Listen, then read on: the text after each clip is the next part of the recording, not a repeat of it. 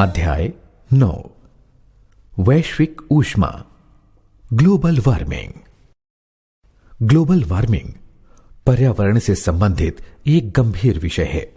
हम सब आए दिन मौसम में आशा के विपरीत परिवर्तन देख रहे हैं।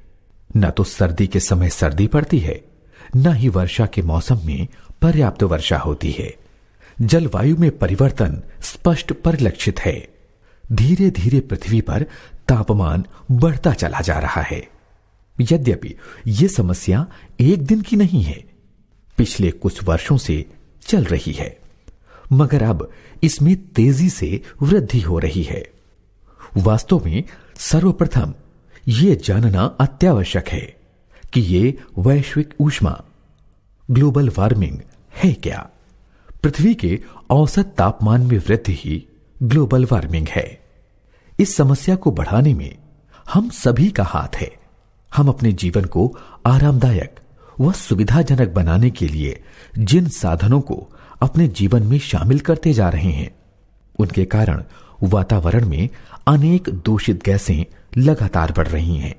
इनमें carbon dioxide, methane, nitrous oxide और कारखानों से निकलने वाली दूषित गैसें हैं। ये सभी प्रकार की गैसें गर्मी को अपनाकर वायुमंडल का तापमान लगातार बढ़ा रही हैं। इसे ग्रीन हाउस गैस इफेक्ट कहा जाता है। यह ग्रीन हाउस इफेक्ट पृथ्वी के ऊपर एक आवरण या चादर बना लेता है, जो कि सूर्य की गर्मी को सोखने में सक्षम है, और इस प्रकार धरती पर तापमान लगातार बढ़ता ही जाता है। ग्लोबल वार्मिंग अपने चरमोत्कर्ष पर है और हमें सतर्क कर रही है। संसार का कोई भी भाग इससे अछूता नहीं रहा है। समुद्र के स्तर में वृद्धि, ग्लेशियर का पिघलना और ऐसे अनेक कारण हैं जो तराई द्वीपों को घेरे हुए हैं। इस वैश्विक ऊष्मा के कारण विशाल जंगलों को खतरा उत्पन्न हो रहा है। यह अम्लीय वर्षा का कारण भी बन रही है। अम्लीय वर्षा अत्यंत नुकसानदायक होती है। अपने संपर्क में आने वाले पदार्थों का विनाश कर देती है। सभी पशु पक्षियों का जीवन खतरे में पड़ चुका है। विशेषकर आर्कटिक प्रदेश के श्वेत हिम भालुओं का, साइबेरियन पक्षियों का तथा समुद्री कोरल रीफ का। पर्यावरण के तापमान में हुई इस वृद्धि के कारण ग्लेशियर लगातार पिघल रहे हैं। इन पिघलते ग्लेशियरों ने पानी की बड़ी मात्रा का निर्माण किया है। यही कारण है कि समुद्री जल स्तर बढ़ रहा है।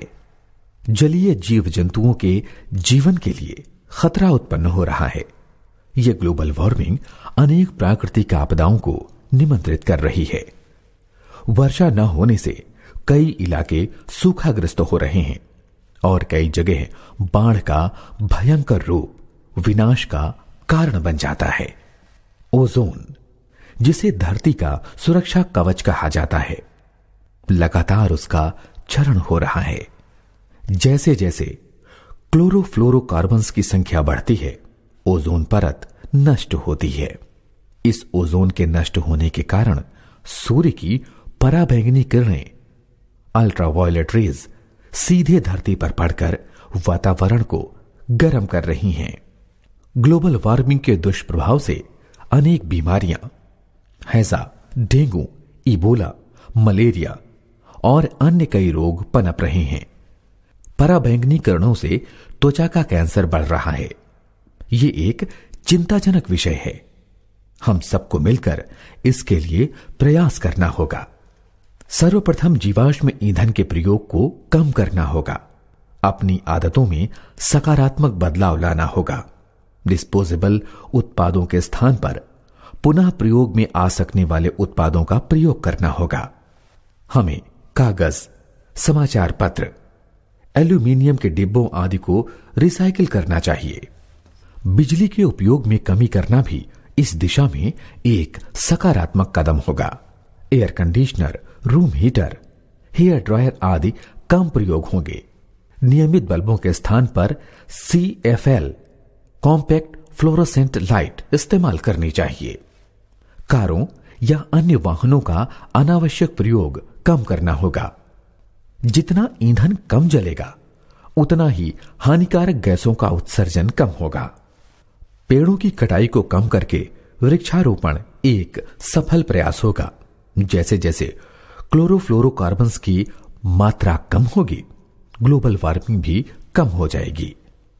यदि हम सब मिलकर यह प्रयास करेंगे तो हम अपनी पृथ्वी को अवश्य ही बचा पाएंगे और प्राकृतिक आपदाओं से हमें नुकसान नहीं पहुंचेगा।